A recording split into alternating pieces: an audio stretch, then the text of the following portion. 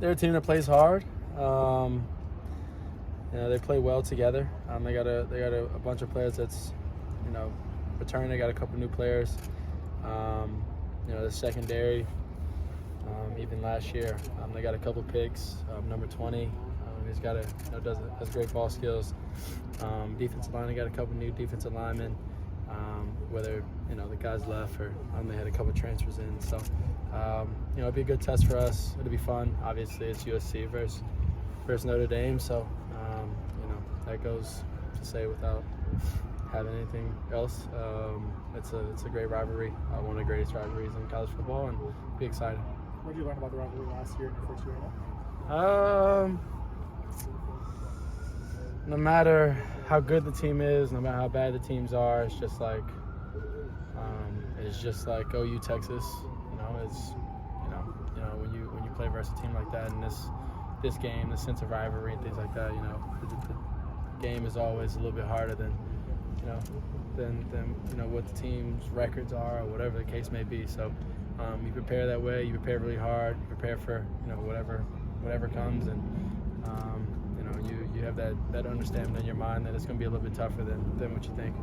Caleb, obviously, were able to get things going with your legs a lot, last weekend, but time seemed like play action, screen passes, especially in that first half, weren't quite as there as often as they had been in previous weeks. What's kind of there to tune up on, before Notre Dame this weekend from last week?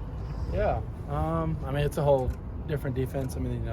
Obviously you see things that the teams do, and you try and copy that to a certain extent, which we understand. Week in and week out, teams will do that. What works well, what doesn't. They'll try and copy it, but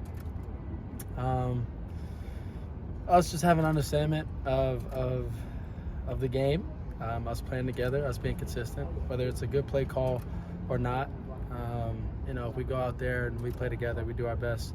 As one, plays still tend to work out. So we gotta do a better job of just playing as one offense, and not playing 11 to 10, playing 11 on 11. Everybody doing their part.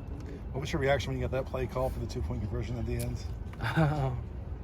It was, we had a little bit of time to talk about it, me and Coach, and so we were going back and forth with just kind of, plays that we practiced throughout the week, and I was mentioning plays, he was mentioning plays, and he kept coming back to that play, and I was like, I used different language, but I said let's go do it, we went out there and ended up scoring.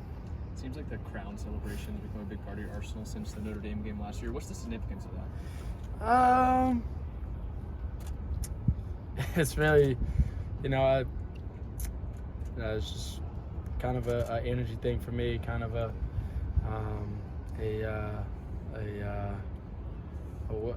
persona that I'm taking on, I guess you could say.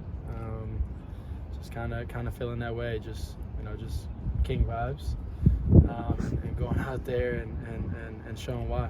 Let's do one more. Obviously, you have natural instincts to help avoid pressure in the pocket, but in what ways do you feel like you've gotten better, maybe at cutting down sacks, or just kind of naturally avoiding sacks with your mind, I guess? Understanding the offense better, understanding where we're weak, understanding where our strengths are, understanding that not taking sacks on first and second down is huge. It's something that I did and didn't do as well. Our last game, I had 3 first and second down sacks, and in the first couple games, I think I had 0 total or something like that. Just things like that is really huge for us. So just understanding that, not taking first and second down sacks, staying ahead of the sticks, and helping the team, win to the best of my ability. Thank you, Caleb. Awesome. Thank you.